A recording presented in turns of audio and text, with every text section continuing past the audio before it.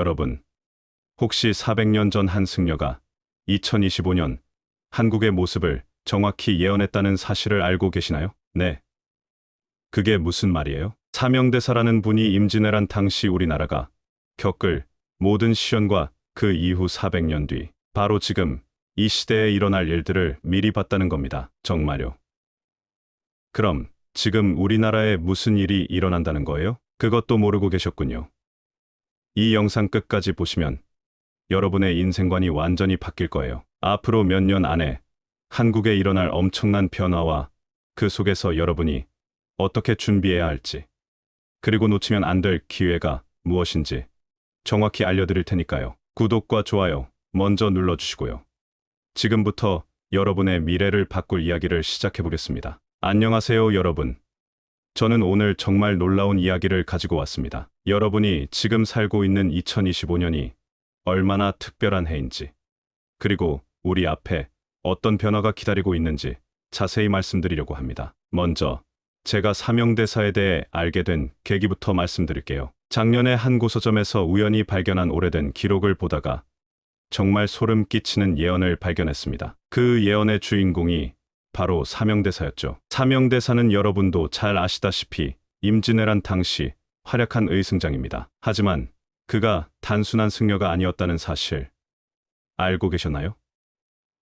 그는 놀라운 예지력을 가진 예언가이기도 했습니다. 사명대사의 파란만장한 생애. 사명대사는 1544년 경상남도 밀양의 사대부 가문에서 태어났습니다. 본명은 유정이었죠. 어린 시절부터 범상치 않은 능력을 보였는데 불과 7세의 천자문을 읽을 줄 알았고 매우 총명했다고 기록되어 있습니다. 하지만 그의 인생은 순탄하지 않았습니다. 15세에 어머니를 잃고 16세에는 아버지마저 세상을 떠나는 큰 시련을 겪었거든요. 이런 비극적인 상황에서 그는 인생의 방향을 완전히 바꾸게 됩니다. 직지사로 들어가 승려의 길을 걷기로 결심한 거죠. 출가 후 사명대사의 재능은 더욱 빛을 발했습니다. 18세의 나이에 승과에 급제할 정도로 뛰어난 학식을 보였어요. 불교뿐만 아니라 유학에도 통달해서 당시 최고의 학자들과 활발히 교류했습니다. 32세가 되던 해 그에게 엄청난 기회가 찾아옵니다. 조선 최고의 사찰인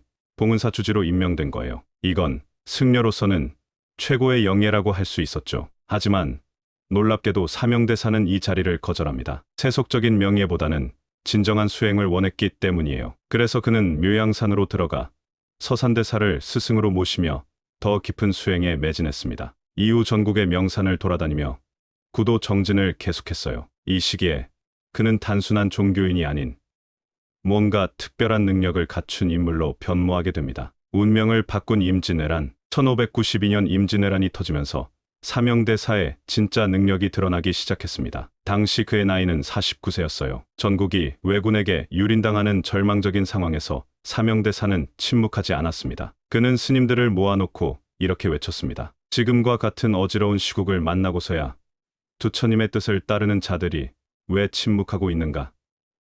이 위태로운 시기에 손을 놓고 있는 것이 과연 불법에 합당한 일인가? 우리의 삶이 곧 조국의 미래와 연결되어 있으니 목숨을 바쳐 백성을 구하는 것이야말로 진정한 수행의 길이다. 이 말 한마디가 얼마나 강력했는지 아세요? 무려 2,000명이 넘는 승려들이 그의 뜻에 따라 의승병으로 나섰습니다. 평소 불살생을 원칙으로 하던 승려들이 나라를 구하기 위해 무기를 든 거예요. 사명대사는 이들을 체계적으로 훈련시켰습니다. 단순히 무력만 기르는 게 아니라 정신력과 전략적 사고까지 가르쳤어요. 그 결과 의승병들은 일반 군사들과는 전혀 다른 전투력을 보이게 됩니다. 평양성 전투의 기적. 1593년 1월 드디어 사명대사가 이끄는 의승병들이 실전에 투입됩니다. 바로 평양성 탈환 작전이었어요. 이 전투는 임진왜란의 판도를 완전히 바꾼 결정적인 전투였습니다. 평양성은 왜군의 중요한 거점이었어요. 이곳을 탈환하는 것은 전쟁의 향방을 좌우할 만큼 중요한 일이었죠. 사명대사의 의승병들은 조명연합군과 함께 이 어려운 임무에 나섰습니다. 그런데 정말 믿기 어려운 일이 벌어졌습니다. 의승병들이 최전선에서 싸워 평양성을 성공적으로 탈환했는데 놀랍게도 의승병 중에서는 단 한 명의 희생자도 나오지 않았다는 거예요. 반면 적군은 2,000여 명이 전사했다고 기록되어 있습니다. 이게 얼마나 놀라운 일인지 상상이 되시나요? 전쟁터에서 아군 피해 없이 완전 승리를 거둔다는 것은 거의 불가능에 가까운 일이거든요. 더 놀라운 것은 이 사실이 적군인 일본군의 기록에도 남아있다는 점입니다. 당시 일본군 기록에는 이런 내용이 적혀 있어요. 사명대사가 이끄는 승병은 그 기세가 실로 범상치 않았다. 마치 부처의 가호를 받는 자들처럼 우리의 공격을 모두 무력화했고 우리 군사들은 그들 앞에서 두려움에 떨었다. 그들의 칼끝이 닿기 전에 이미 총탄마저 비켜가는 듯하였다. 적군이 이런 기록을 남겼다는 것 자체가 얼마나 충격적인 사건이었는지를 보여줍니다. 게릴라전의 귀재, 평양성 전투 이후 사명대사와의 승병들의 활약은 계속됩니다. 그들은 산속에서 게릴라전을 펼쳐 왜군의 보급로를 차단했어요. 이때 또 믿기 어려운 기록이 나옵니다. 단 7명의 승병이 왜군 278명을 물리쳤다는 기록이 있어요. 40대 1의 싸움에서 완전 승리를 거둔 거죠. 이런 일이 어떻게 가능했을까요? 당시 사명대사의 전략을 보면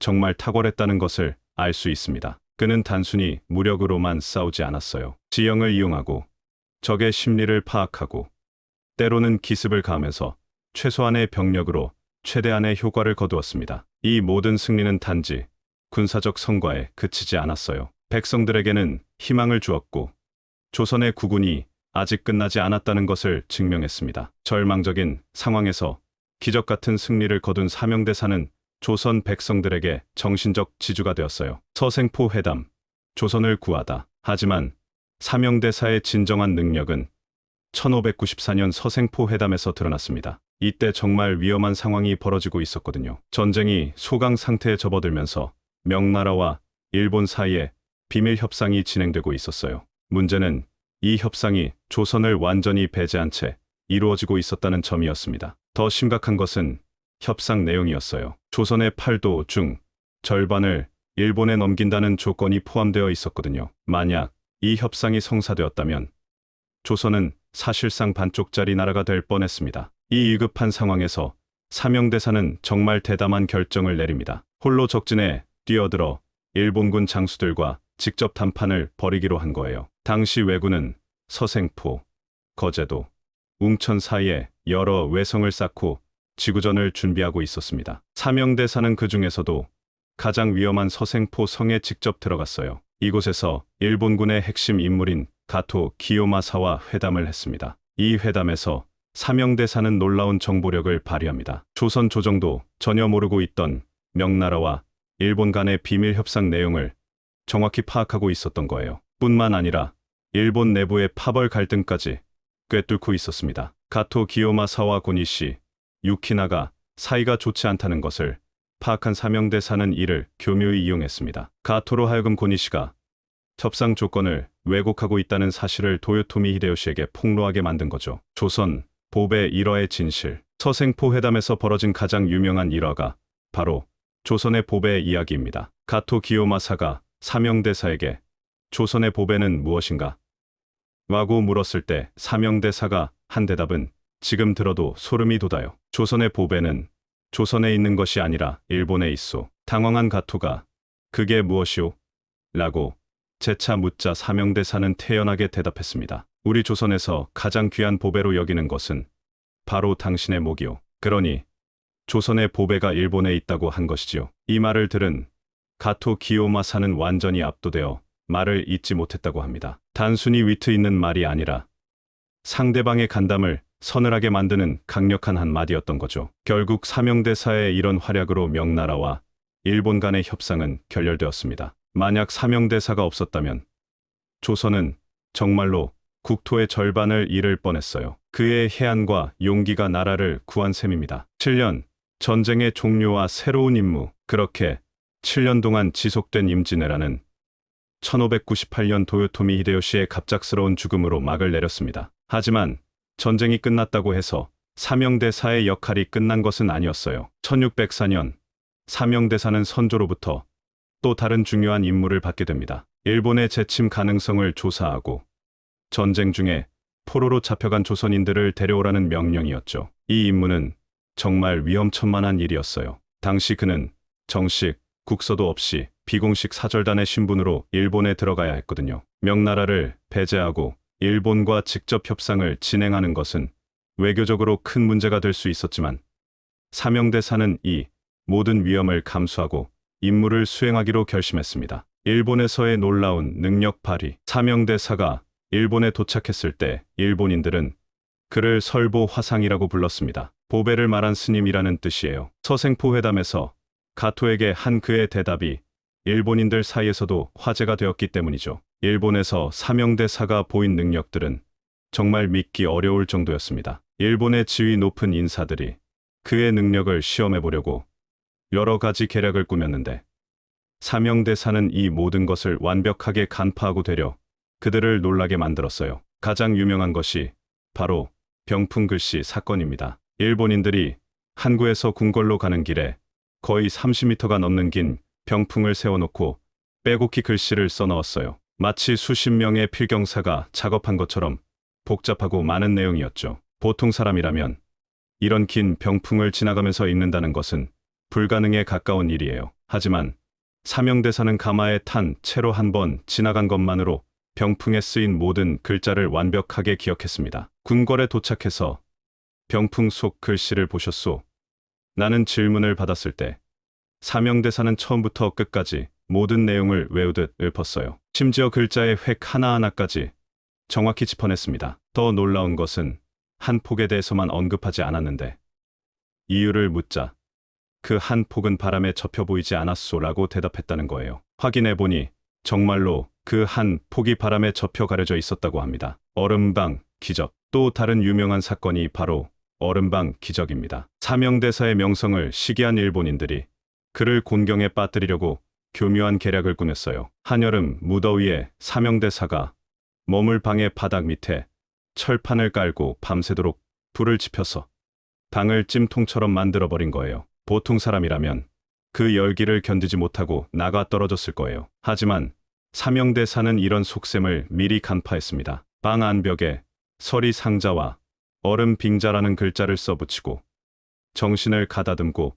비밀 진언을 외우며 밤새 좌선에 들어갔어요. 다음 날 아침 일본인들이 방문을 열어보고는 깜짝 놀랐습니다. 방 안이 온통 얼음과 눈으로 가득했고 사명대사의 긴 수염에는 고드름이 주렁주렁 매달려 있었던 거예요. 이 광경을 본 일본인들에게 사명대사는 태연히 말했습니다. 이 방이 어찌 이리 춥단 말인가?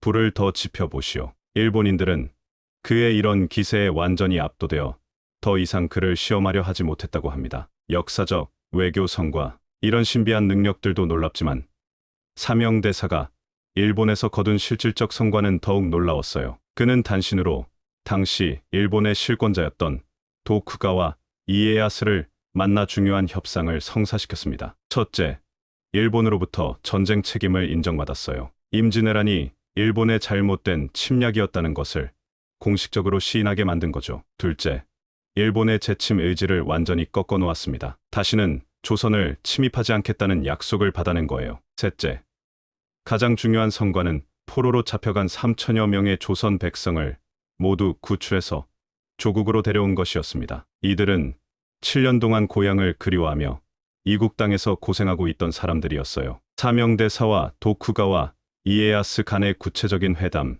내용은 기록으로 남아있지 않습니다. 하지만 이것 자체가 회담이 일본 측에 매우 불리하게 진행되었음을 보여주는 증거라고 할 수 있어요. 400년 전의 놀라운 예언, 이렇게 뛰어난 능력을 가진 사명대사가 남긴 예언이 바로 오늘 우리가 주목해야 할 핵심입니다. 그는 임진왜란이 끝난 후 제자들에게 이런 예언을 남겼어요. 만국의 위기가 되고 또한 나라를 2번 빼앗기며 우리 동족끼리 싸울 것이다. 그러나 그 후 이 땅의 주인들 자들이 나타나 이 나라를 지배할 것이니 우리 민족과 나라의 운은 400년 뒤에야 비로소 틀 것이다. 하지만 그 이유는 이상하게도 보이지 않는구나. 하늘의 기운은 참으로 알 수 없도다. 여러분, 이 예언이 얼마나 정확한지 하나씩 살펴보세요. 만국의 위기를 2번 겪는다.